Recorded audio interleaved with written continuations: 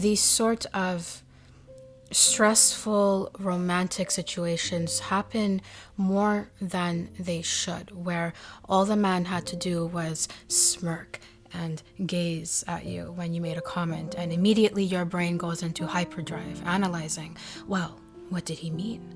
Does he like me? Was he flirting with me? Oh my god, he texted me 2 heart emojis. That must mean his feelings for me are growing, right?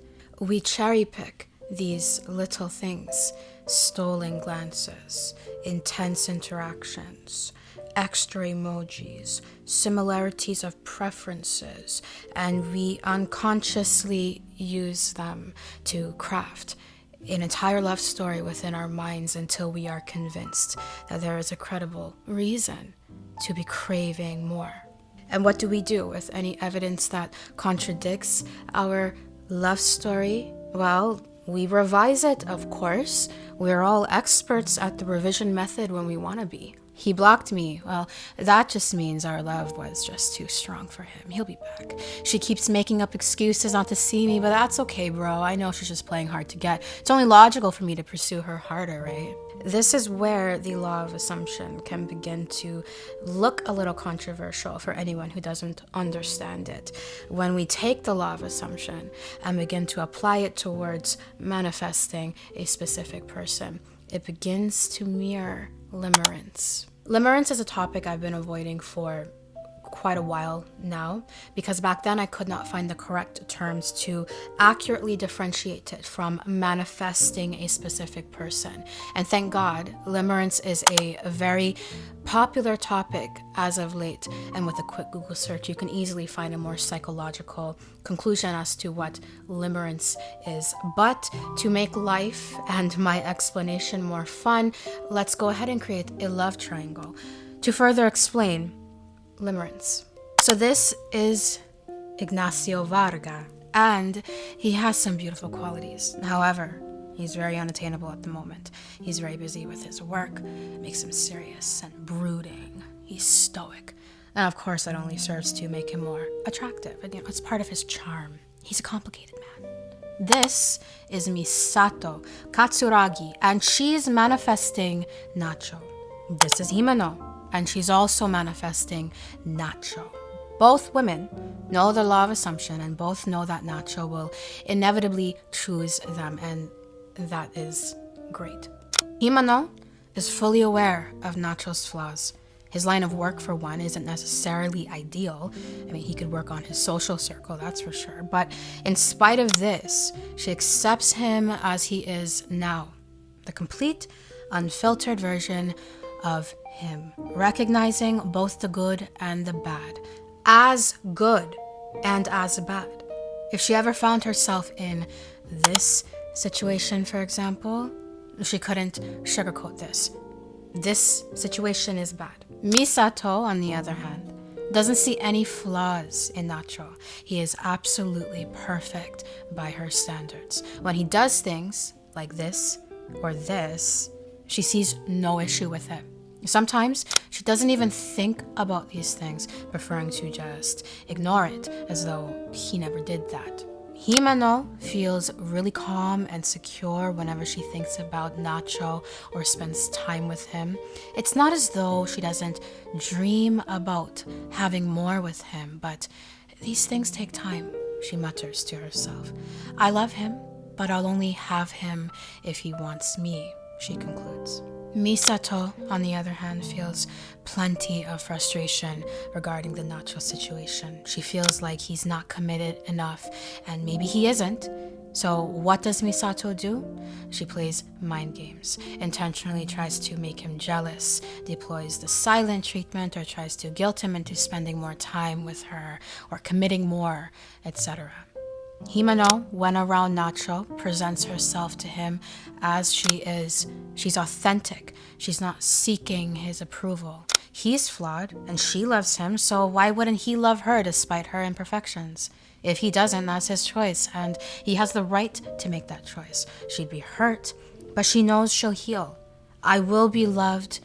No, I am already loved, she affirms. Misato, though, has made a living on overanalyzing everything, and she's determined to present herself in the best possible light according to what she assumes Nacho finds irresistible. And she'll present herself accordingly, even if it's inauthentic.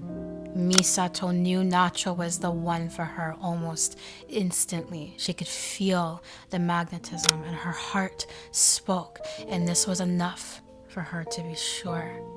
Himeno figured it out after a certain mutual trust had been built, along with an emotional bond, not just a sexual connection. And this would have taken a few months for her to deduce using rational thinking. Himeno is still able to enjoy herself even when Nacho is unavailable. She still loves her alone time and still makes time for her friends. Misato is finding it difficult to function without Nacho.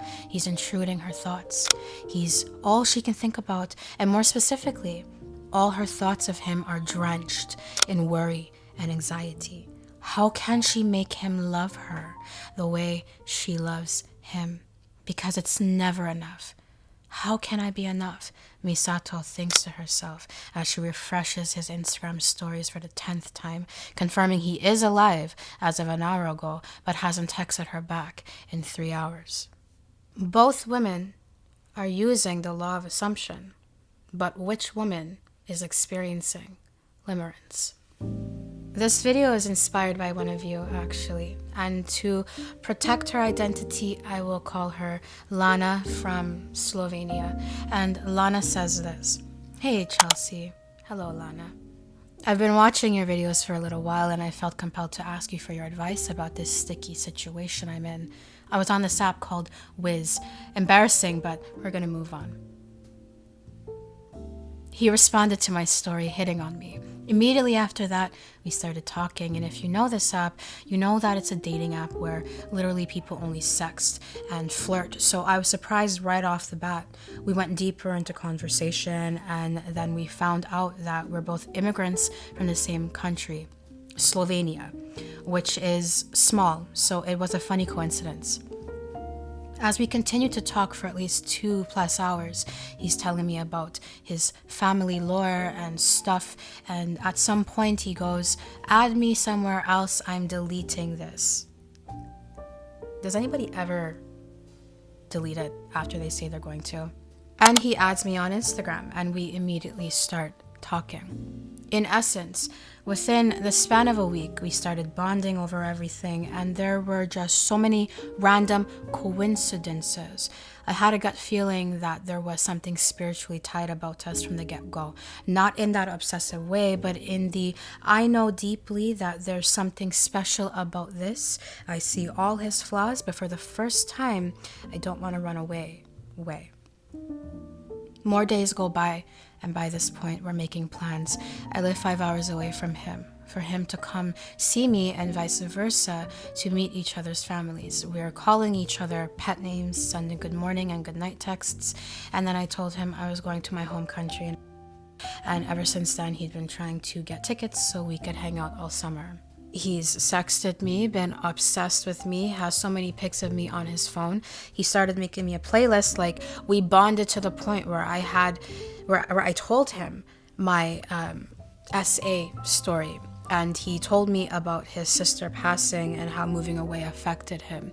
Thursday was the last time he did all this flirting and sexting, and then out of the blue, Saturday at some point, he blocks me everywhere. Even on the account I didn't have him on. I know that some guys will use you for sex and entertainment and then leave when they're bored. But he literally went ahead and made all these long-term plans. Like, what? Spiritually, how I felt initially was a bit shocked. But like now, I don't know how to explain it, but it doesn't feel like he's gone.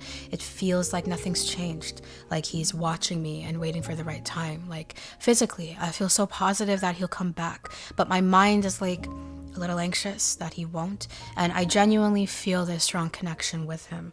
So is getting my friends to reach out to him the right call? Or is that against the law of attraction and assumption? What if this is my soulmate? I mean, I guess then I have no reason to worry because we meet everyone twice, right? Let me know what you think about what would be the right step to take spiritually. I know you might say that's subjective, and from my highest good, which is something you would say, yes, I would. I truly have no clue why he'd do this. My friends have seen all our conversations, and yes, day after Thursday, crazy. Yes, crazy situation, Lana. And by the way, Lana did share an enlightening, in-depth update with me. She's on the correct path, and I will share that update with you at the end of this video. But I still want to offer something else regarding these sorts of situations before we get to the happy stuff, for anyone else who's experiencing something similar and confusing just like this and you have yet to figure it out. Okay, so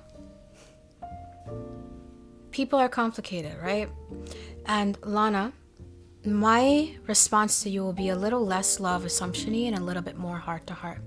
The only reason being is because from my perspective, it seems as though your connection with this young man is still in the formative phase. You may not necessarily love him yet. I assume this because you wrote, "What if this is my soulmate?" which implies you're still unsure. So while you're unsure, we could take advantage of this opportunity. And we don't have to bring out the big guns yet with manifesting the whole dude yet, okay? To be honest, right?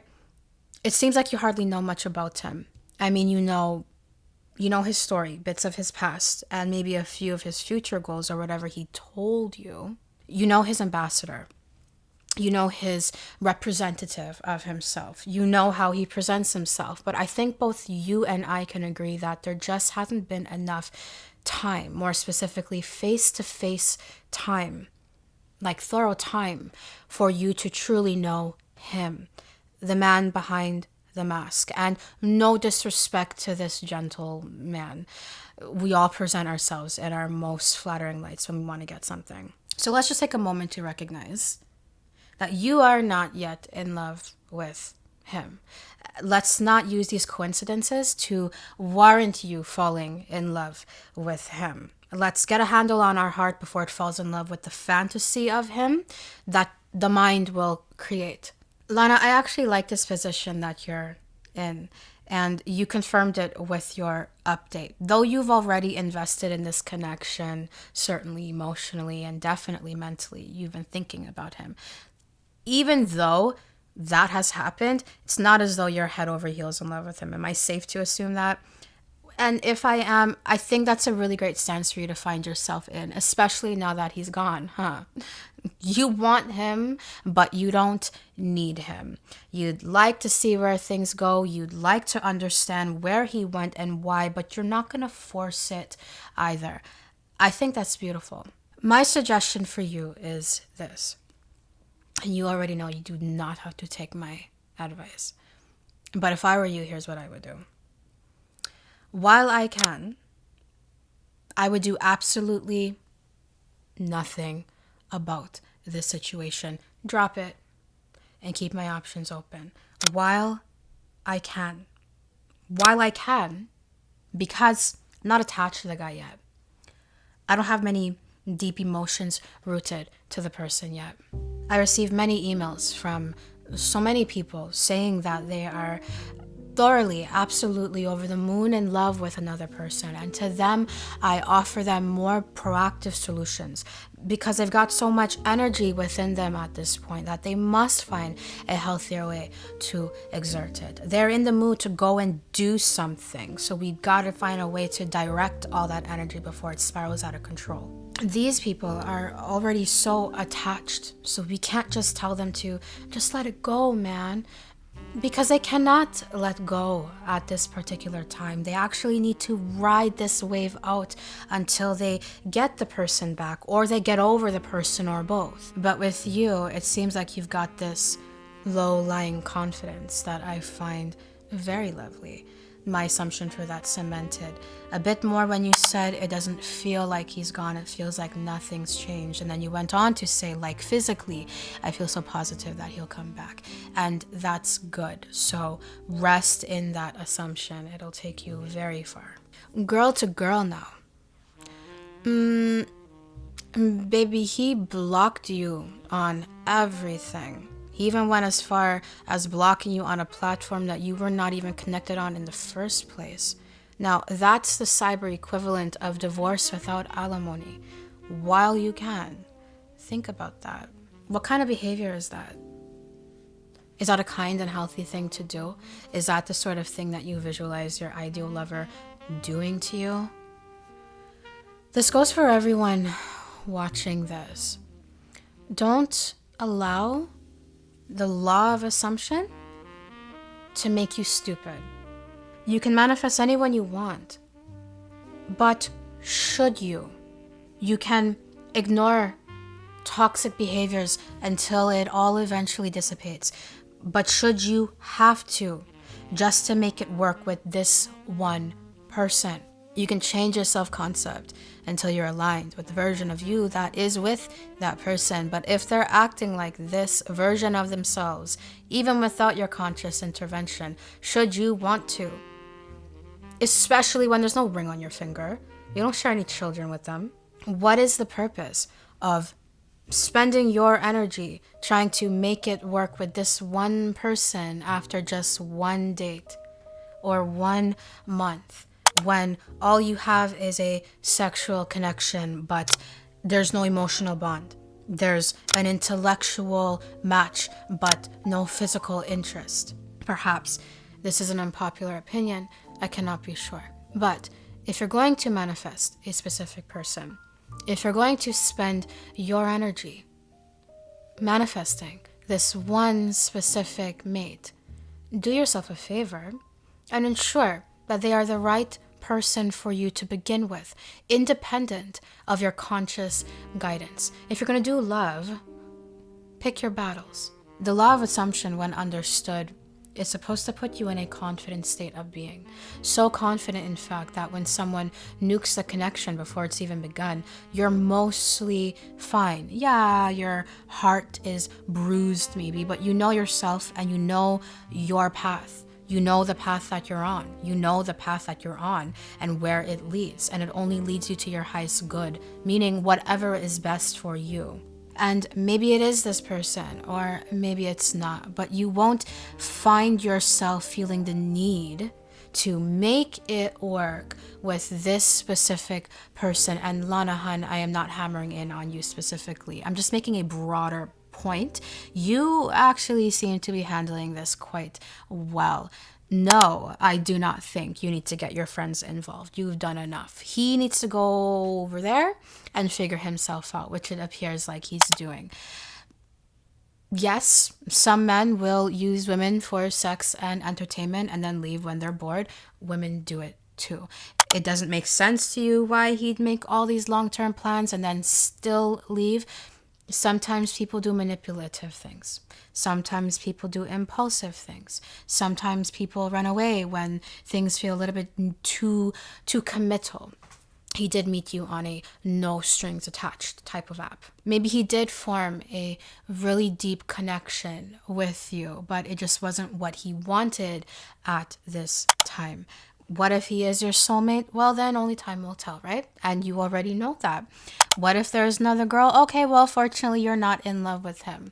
Good thing you're not attached, because now it's not your concern. He made it so when he blocked you. So enjoy your freedom.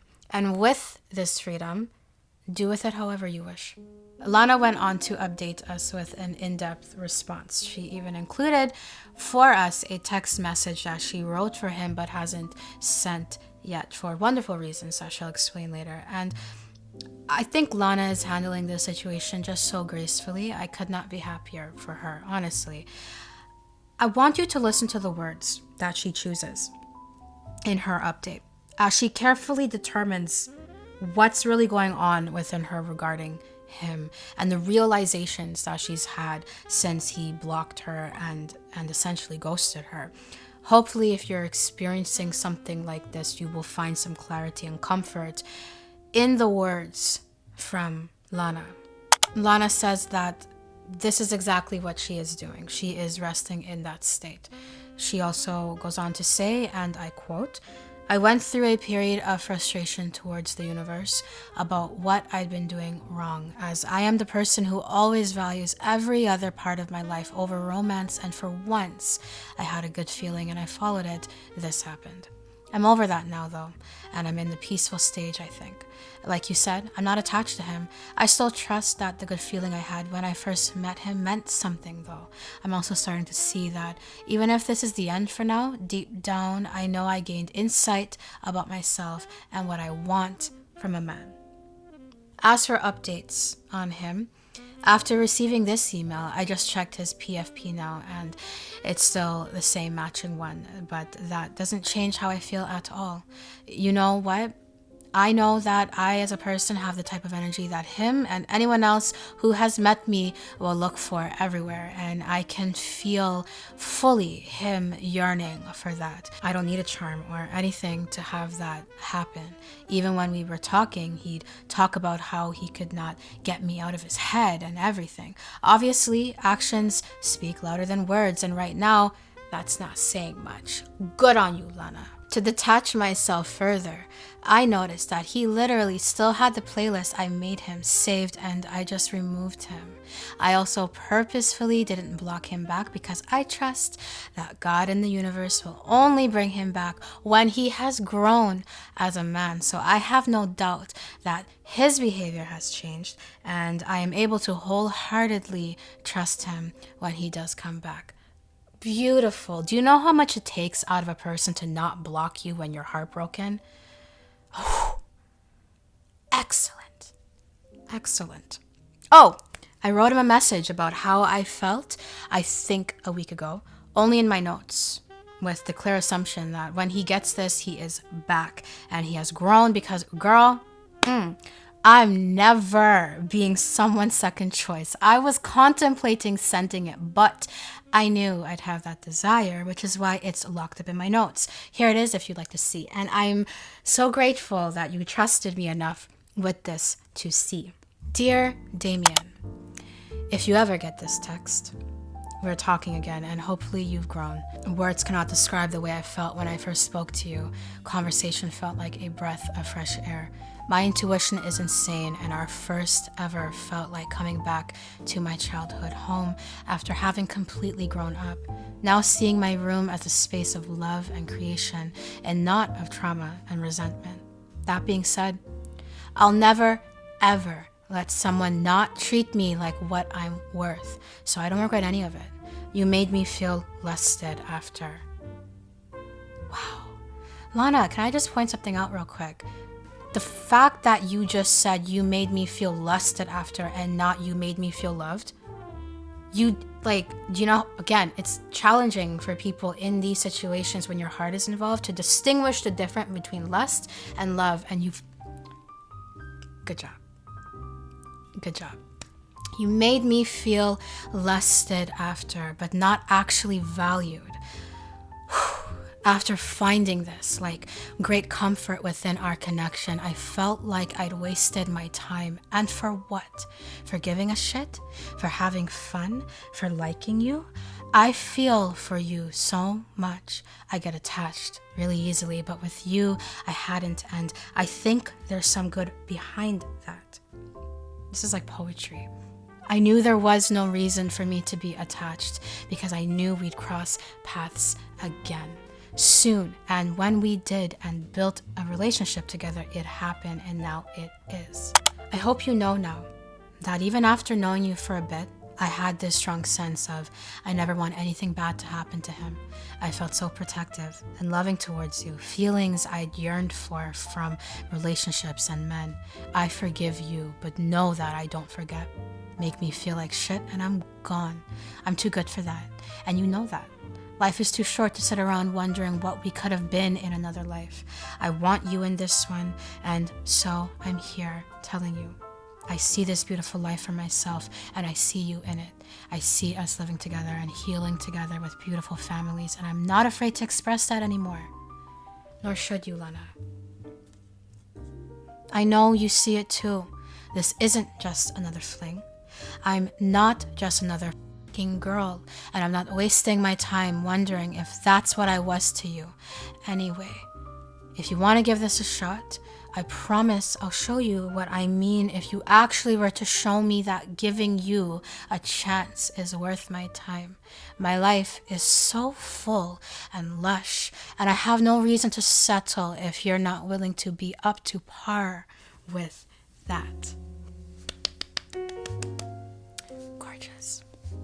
There's more update. That was the text message. There's more update. Lana says, note that this was after I was a tad emotional, so it's a little rambly. I don't think so, sweetie. I think it's beautiful, honest, straight from the heart, and poetic. Lana goes on to say, I'm kind of conflicted on whether or not I'd want to send it.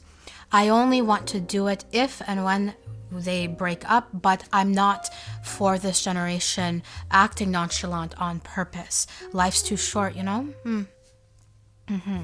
I don't want to wait around if I'm not promised tomorrow. He was the one who found me and reached out to me first, so I can't help but wonder if it's my turn. But then again, it was on him to cut me off, so I can't explain how or why, but all the visions and plans I had of us doing stuff together this summer, they have not faded, and I believe that's for a reason. If it's not, then I'm not losing anything. So like I said, he was fully trying to come to my country, Slovenia. I'm going in October, and I believe the universe works in their own timeline, so I can't rush it, obviously, but I truly do see us still doing that, hence why I wanted to reach out before the trip.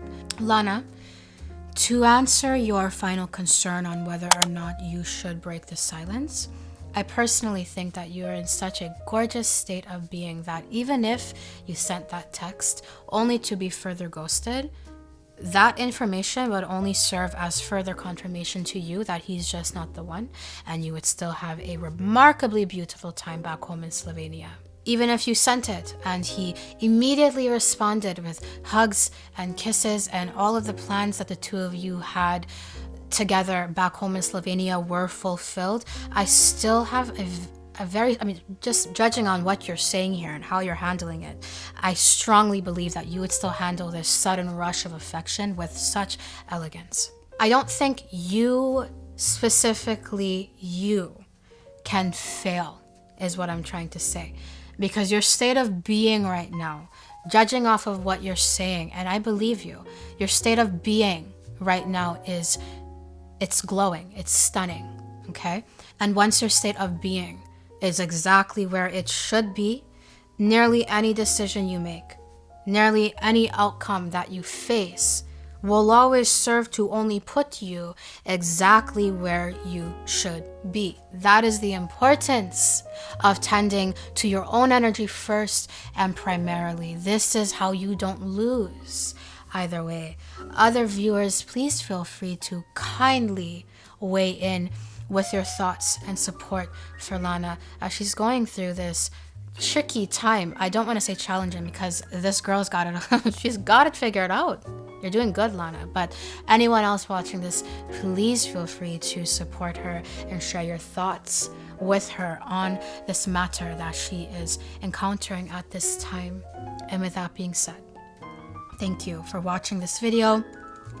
I truly do hope you enjoyed it. If you did, I trust you'll give this video a thumbs up and subscribe to this channel for more content just like this one. So how did you like today's video, and what video would you like to see next?